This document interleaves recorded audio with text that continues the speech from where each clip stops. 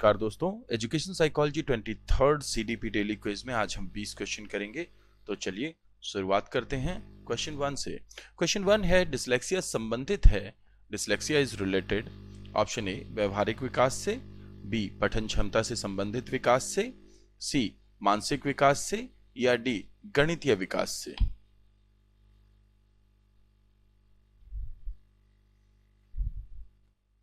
जी, इसका आंसर होगा B, dyslexia पठन क्षमता के, ध्यान रखिएगा लेक्स वर्ड यूज होते ही आपको याद रखना है, इससे लेक्सिकोनोग्राफी जो शब्द बना हुआ है, यानी कि या फिर आपने सुना हो वर्ड लेक्सिकन, तो ये सब लैंग्वेज से संबंधित होते हैं, डिक्शनरी से संबंधित होते हैं। तो जब भी डिस मतलब विदाउट, तो डिसलेक्सिया मीन्स लैंग्वेज का जो यूज होता है, पठन क्षमता, उससे संबंधित ये एक डिसऑर्डर है। नेक्स्ट क्वेश्चन, विद्यालयों में शिक्षा की गुणवत्ता का सबसे महत्वपूर्ण सूचक क्या है? What is the most important indicator of quality of education in schools? Option A school में आधारभूत संरचना संबंधी सुविधाएं, बी पाठ्य पुस्तकें और शिक्षण अधिगम सामग्री, सी कक्षा प्रणाली, या डी विद्यार्थी निष्पत्ति स्तर। तो यहाँ पे जो क्वेश्चन है वो कह रहा है कि इंफ्रास्ट्रक्चर फैसिलिटी जरूरी है, टेक्स्ट बुक और teaching learning material, class system, या परफॉर्मेंस लेवल, और आंसर होगा इसका डी। यहाँ पे बच्चे का जो निष्पत्ति, या इसको साधारण तरीके से निष्पादन बोला जाता है परफॉर्मेंस को, यही होता है। क्योंकि स्कूल्स हैं किस लिए? तो स्कूल्स हैं T&L के लिए, यानी कि टीचिंग एंड लर्निंग के लिए। तो जो क्लास सिस्टम है वो टीचिंग लर्निंग को सपोर्ट करने के लिए है, टेक्स्ट बुक और टीचिंग वो भी इसको सपोर्ट करने के लिए है, और इंफ्रास्ट्रक्चर वो भी सपोर्ट करने के लिए है। तो ये कैसे पता चलेगा कि टीचिंग एंड लर्निंग हो रही है? वो परफॉर्मेंस से पता चलेगा। That's why the answer is D. Next question देखते हैं, एक आदर्श अध्यापक है, is an ideal teacher. Option A जो संपूर्ण पाठ्यक्रम को पढ़ाए, जो विद्यार्थियों को अध्ययन में मदद करे, एक दोस्त दर्शन शास्त्री और मार्गदर्शक, या अच्छा अनुशासन बनाए रखे। देखिए, अच्छा अध्यापक कौन होगा? जब ये स्तर होता है तो आपको यहां पे देखना है कि जो एक फ्रेंड के रूप में, एक फिलोसोफर के रूप में, और एक गाइड के रूप में जो काम करे, जो कि आपको जब जरूरत पड़े तब आपको मोटिवेट करे, जब आपकी खामी हो तो उसको आपको बताए, और आपको जब जरूरत हो तो आपका मार्गदर्शन करे, वो एक सबसे अच्छा अध्यापक होता है। इसको आप याद रखें। ये एक फिलॉसफी से क्वेश्चन है। नेक्स्ट क्वेश्चन, बच्चे अपनी समझ से विश्व की परिकल्पना करते हैं, ये कथन किसका है? Children conceive world with their understanding, whose statement is this? Option A Pavlov, B Skinner, C पियाजे, और D Kohlberg. So children conceive world with their understanding, whose statement is this? Pavlov, Skinner, पियाजे और Kohlberg. ये बहुत ही famous एक वक्तव्य है पियाजे का, जिसमें कि पियाजे कहते हैं कि बच्चे के अंदर पैदाइशी एक क्यूरियोसिटी होती है, और यही क्यूरियोसिटी होती है जो कि उसकी जेनेटिक एपिस्टेमोलॉजी को बढ़ाती है, यानी कि उसकी जो जैविक मीमांसा है, मीमांसा का अर्थ होता है अर्थ खोजने की क्षमता, तो इसी से वो सीखता है और वर्ल्ड का अपना एक व्यू क्रिएट करता है। तो नेक्स्ट क्वेश्चन, पेडागॉजी का वैज्ञानिक अर्थ है, scientific meaning of pedagogy is a अनुभव, बी अवलोकन, सी नियम या सिद्धांत, और डी वे सभी। पेडागॉजी होती क्या है? तो पैडा का मतलब होता है बालक, और गॉजी, जब भी ये वर्ड आए गॉजी, तो मेथड के लिए आता है, ध्यान रखिएगा। तो वो मेथड जिससे आप किसी को सिखाते हैं, इसको आप ध्यान रखिए, पेडागॉजी।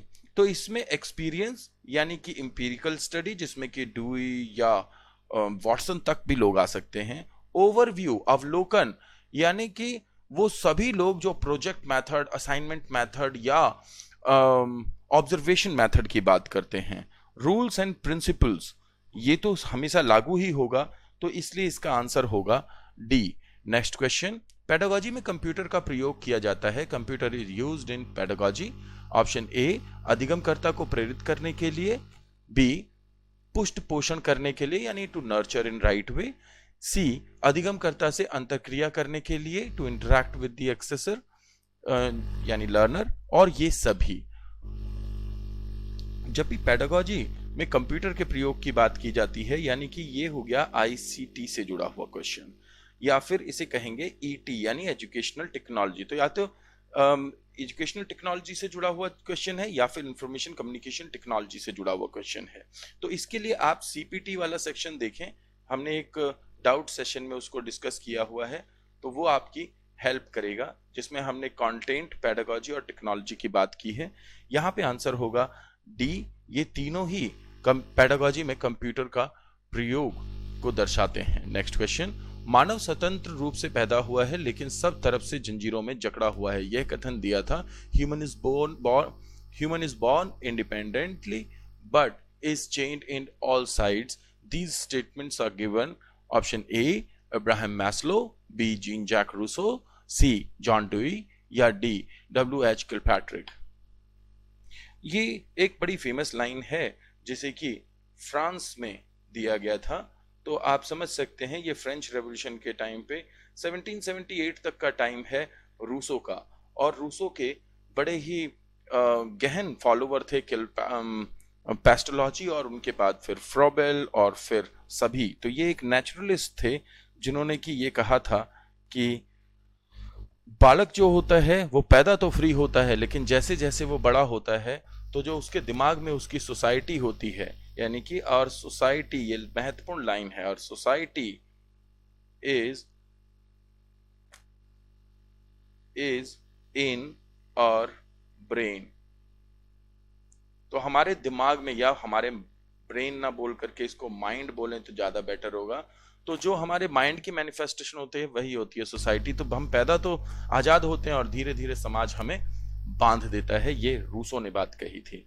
नेक्स्ट क्वेश्चन, प्रभावशाली अध्यापक को चाहिए, इफेक्टिव टीचर नीड्स ए, छात्रों को सीखने के लिए प्रेरित करे। बी, सफल होने की प्रतिशतता को बढ़ाए। डी, छात्रों को अच्छे नोट्स बनाने में उनकी सहायता करे। या डी, समय पर पाठ्यक्रम का समापन करे। इनमें से क्या होगा? देखिए, पहली बात तो ये कि प्रभावशाली, इफेक्टिव टीचर की बात की जा रही है, तो जो प्रेरित करे वो हो सकता है, बिल्कुल वही होगा आंसर। प्रतिशतता को, यहाँ पे सफल होना यानी कि वो पेपर में अच्छा कर पाए, ये तो हमारे यहाँ चलता ही है, लेकिन ये इफेक्टिव टीचर नहीं हो सकता। अच्छे छात्रों को अच्छे नोट्स बनाने में, देखिए नोट्स बनाने में आईडी काम करती है, याद रखिएगा। टीचिंग लर्निंग में आईडी यानी इंडिविजुअल डिफरेंसेस होते हैं। अच्छे नोट्स का मीनिंग हर किसी के लिए डिफरेंट हो सकता है। समय पर पाठ्यक्रम समापन करें। अगर पाठ्यक्रम समाप्त कर दिया यानी कि सिलेबस तो कंप्लीट कर दिया, कोर्स कंप्लीट कर दिया, लेकिन बच्चों को वो चीज कंप्लीट तरीके से समझ में ना आए तो फिर उसका क्या बेनिफिट होगा? इसलिए आंसर होगा ए। तो यहाँ पे मैं पढ़ा पा रहा हूं आपको, ये जरूरी नहीं है आप सीख पा रहे हैं, ये जरूरी है। इसको ध्यान रख करके आंसर दें। निम्न में से कौन सा शिक्षण अधिगम का स्तर नहीं है? Which of the following is not a level of teaching learning? A, अवलोकन और विशिष्टीकरण स्तर। बी, स्मृति स्तर। सी, चिंतन स्तर। डी, बोध स्तर। यहाँ पे ध्यान रखना है, ये बोल रहा है शिक्षण अधिगम स्तर।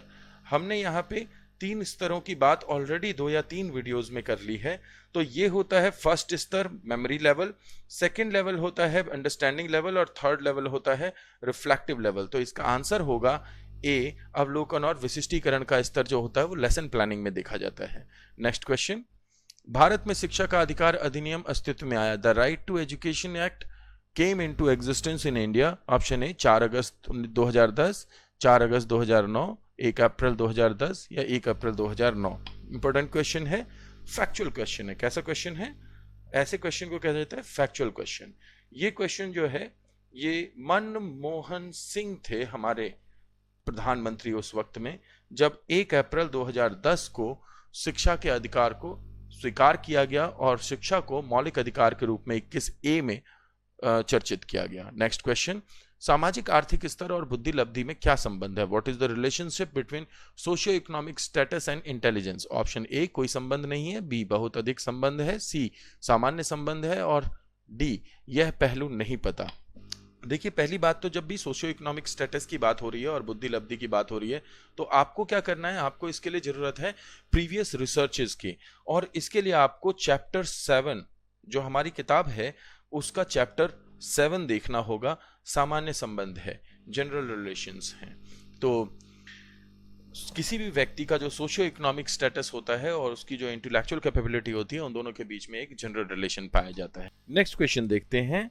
शिक्षण अधिगम प्रक्रिया प्रबंध का प्रमुख चरण है। Teaching learning process is the main stage of management. नियोजन एवं संगठन, नेतृत्व एवं नियंत्रण, नियोजन एवं नियंत्रण, या ये सभी। तो यहां पे जब भी इस प्रक्रिया यानी कि प्रोसेस के चरण की बात की जाए तो यही 4 चरणों के रूप में देखे जाते हैं, तो आप इनको याद रख सकते हैं। नेक्स्ट क्वेश्चन, विकासात्मक मनोविज्ञान अध्ययन है। Development psychology is a study. Option A, किशोरावस्था व बच्चों की भाषा, व्यक्तित्व एवं भावनाओं का। बी, जीवन के चरण और महत्वपूर्ण कार्यों का। सी, गर्भाधान में मृत्यु तक व्यवहारों और योग्यताओं में। सी और डी, मानवीय क्षमताओं में परिपक्वता की भूमिका का। तो यहां पे बात कर रहा है विकासात्मक मनोविज्ञान की। आपको इसका आंसर चैप्टर 7 में मिलेगा बुक के अंदर। बहुत शुरुआत में ही दिया हुआ है कि विकासात्मक मनोविज्ञान डील करता है मैच्योरिटी को, और यहां पे आप मैच्योरिटी को बड़ा क्लियरली यहां पे देख सकते हैं, परिपक्वता, और उसको वहां पे फॉर्मूले के रूप में भी समझाया हुआ है। तो आंसर होगा डी। नेक्स्ट क्वेश्चन, डिसलेक्सिया का एक अकेला प्रमुख लक्षण है। The only major symptom of dyslexia is. लेखन में आशा से कम उपलब्धि, गणित समझने में कमी, मंद दिनचर्या में संलिप्तता, या झगड़ालू स्वभाव। डिसलेक्सिया पे हम पहले भी बात कर चुके हैं, यही होगा इसका आंसर ए। जी, नेक्स्ट क्वेश्चन, मनोविक्षिप्त बाल अपराधी होने के कारण हैं। Defective force is due to being a criminal. Option A, प्रेम व लगाव, संवाद में कमी, मूल प्रवृत्ति और आदतों को दबाना, बुरी आदतें। देखिए, जब भी मनोविक्षिप्त की बात की जाती है यानी कि डिफेक्टिव फोर्सेस और बीइंग अ क्रिमिनल की बात की जाती है, तो यहां पे होता है कि हम अपने बेसिक इंस्टिंक्ट्स और हैबिट्स को सप्रेस कर लेते हैं। तो ये जो सप्रेस्ड मेमोरीज और सप्रेस्ड थॉट और सप्रेस्ड इंस्टिंक्ट होते हैं, वो हमारे अनकॉन्शियस में जाकर के और स्टोर हो जाते हैं। ये जो स्टोर अनकॉन्शियस होता है, ये एक हिस्टेरिया की स्थिति को उत्पन्न करने में, यानी कि एक दबा हुआ एक अलग व्यक्तित्व, जिसे कि ऑपोजिट के रूप में देखा है, प्रिंसिपल ऑफ ऑपोजिट बताया फ्रॉइड ने, तो ये उत्पन्न होने लगता है। अगर हम इसे दबाएं ना और उसी वक्त निकाल दें, तो वो कहते हैं ना, अपने दिल का उसने सारा गुबार निकाल दिया। तो जब वो निकल जाता है तो इसी को होम्योस्टैसिस के रूप में, कैथारसिस के रूप में देखते हैं। हमारी पर्सनैलिटी, हम जितनी चीजों को निकाल देते हैं वो हमारे जीवन को संतुलित करती है, बैलेंस करती है। और वरना क्या होता है, वरना हमारे लाइफ में एक इम्बैलेंस क्रिएट होता है, और यही इम्बैलेंस हमारी पर्सनालिटी में भी नजर आता है। तो इसका आंसर होगा सी। नेक्स्ट क्वेश्चन, विशिष्ट बच्चे मुख्य रूप से संबंधित हैं। द स्पेसिफिक चाइल्ड या special child is mainly related. Option A, आर्थिक स्तर से, बी, मानसिक स्तर से, सी, उपलब्धि स्तर से, या डी, सामाजिक स्तर से। आसान प्रश्न है जी। इसका आंसर होगा मानसिक स्तर से। देखिए, आप जो साइकोलॉजी पढ़ रहे हैं ये एजुकेशन साइकोलॉजी है, और ये एजुकेशन साइकोलॉजी आप करते क्यों हैं? जस्ट बिकॉज आप ये देख सकें कि बच्चे की स्पेसिफिक नीड्स क्या हैं। Then every student is special on the basis of its psychological understanding. Next question, Maslow सिद्धांत की उच्चतम आवश्यकता है। Maslow principles has a highest requirement for स्नेह और संबद्धता की, सम्मान की आवश्यकता, यथावीकरण की आवश्यकता है, या ये सभी। देखिए, मैस्लो ने एक नीड हायरार्की दी थी, तो इसमें टॉप पे क्या नीड हायरार्की है, ये है क्वेश्चन जी। यहां पे आंसर होगा यथावीकरण यानी कि रिक्वायरमेंट ऑफ रियलाइजेशन। तो सेल्फ रियलाइजेशन टॉप पे है। यहीं पे आते हैं बुद्धा, यानी कि आपने जब ज्ञान को अचीव कर लिया। नेक्स्ट क्वेश्चन, देरी से बोलने वाला, प्रत्याक्ति प्रवृत्ति एवं गैर संचार युक्त बच्चा निम्न से संबंधित है। Child with delayed speech, anticipatory tendencies and non communication is related to option A एंगोजिया, बी पिछड़ापन, सी एटागोजिया या डी ऑटिज्म। आसान क्वेश्चन है। देखिए यहां पे की टर्म देखते हैं, speech, anticipatory tendencies and non communication. Answer होगा ऑटिज्म। यही 3 चीजें याद रखनी है आपको। 19 समायोजन संबंधित है, एडजस्टमेंट इज रिलेटेड ए मानसिक विकास से, बी सामाजिक विकास से, सी शारीरिक विकास से और डी संवेगात्मक विकास से। Very very very different question, क्योंकि जब भी हम बात करते हैं समायोजन की यानी एडजस्टमेंट की, तो सम पीपल वुड से कि ये इंटरनल भी होता है, और मैं यहां पे इस कंफ्यूजन को खत्म कर देता हूं कि जब भी एडजस्टमेंट बोला जाएगा तो एडजस्टमेंट इज आपके जो बाहरी, आप जो सोशलाइजेशन, भाई हम सोशलाइजेशन क्यों पढ़ रहे हैं, सोशलाइजेशन के लिए आपको एडजस्टमेंट की जरूरत होती है। तो आपका एक जो पर्सन है वो सोसाइटी से किस तरीके से इंटरैक्ट करेगा, इस इंटरैक्शन में जिस एडजस्टमेंट की जरूरत पड़ती है, ये बाहर से अंदर या अंदर से बाहर की ओर होता है, यानी ये प्रक्रिया में होता है। ध्यान से समझिएगा, एडजस्टमेंट हमेशा प्रोसेस में होता है। इसलिए बहुत सारे लोगों का मानना है ये बाहर भी होता है, बहुत सारे लोगों का मानना है ये अंदर भी होता है। एक्चुअल में जब तक आप किसी अन्य से, अब आप कहें कि मेरे अंदर ही मैं एडजस्टमेंट कर रहा हूं, लेकिन वो एडजस्टमेंट अंदर भी करने की जरूरत क्यों है? क्योंकि फोर्सेस तो बाहर हैं, बिकॉज रियलिटी बाहर एग्जिस्ट कर रही है, या फिर आप जिस चीज के साथ समायोजित करने की कोशिश कर रहे हैं वही एग्जिस्ट ही बाहर करती है। तो इसीलिए अदरवाइज आप इद से इद की एडजस्टमेंट नहीं करते, आप id ego, id super ego, ego super ego, इस तरीके से आप एडजस्टमेंट करते हैं। इसलिए आंसर होगा इसका B. So it's a difficult question and it's a different question. Next question, चलिए। डैश कक्षा में वास्तविक सांसारिक समस्याओं से संबंध जटिल परियोजनाओं पर कार्य करते हुए अध्यापक व छात्र एक दूसरे के अनुभवों से परस्पर ग्रहण करते रहते हैं। Dash while working on complex projects related to real worldly problems in the classroom, teachers and students continue to interact with each other's experiences. Option A पारंपरिक, B रचनात्मक, C अध्यापक केंद्रित और D सामाजिक रचनात्मक। क्या होगा इसका आंसर? तो डिफरेंट क्वेश्चन है, आप अगर एक बार थोड़ा सा पढ़ेंगे तो आप समझ पाएंगे। यहाँ पे देखिए कह रहा है संसारिक समस्याओं की बात, जटिल परियोजनाओं की बात और एक दूसरे के अनुभव से परस्पर संबंध।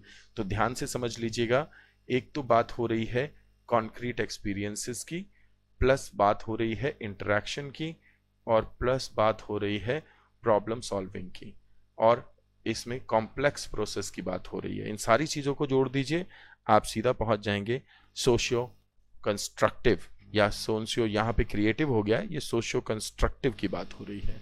तो इसी की बात वाइगॉत्स्की ने की थी। यहाँ तक के थे आज के प्रश्न। आशा करता हूँ आपको मजा आया होगा। Thank you.